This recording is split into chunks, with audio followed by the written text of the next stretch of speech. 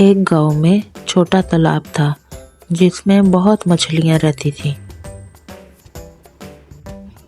एक मछली जिसका रंग नीला था, इसकी वजह से इसका नाम नीली मछली पड़ गया। नीली मछली बहुत अक्लमंद थी। वो जो कोई भी काम करती बहुत सोच समझ कर करती। एक दिन इस तालाब के पास दो मछेरे आए और एक मछेरे ने कहा, देखो तो कितनी सारी मछलियां हैं। कल हम आएंगे और इन सब मछलियों को पकड़कर ले जाएंगे।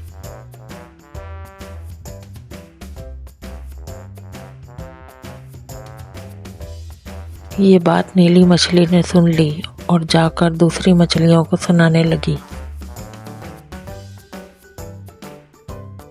दूसरी मछलियाँ नीली मछली पर बनने लगी और कहने लगी, तुम्हें जाना है तो जाओ, हम यहीं रहेंगे। इसी रात अक्लमंद मछली तालाब छोड़कर नदी के रास्ते दरिया में चली गई।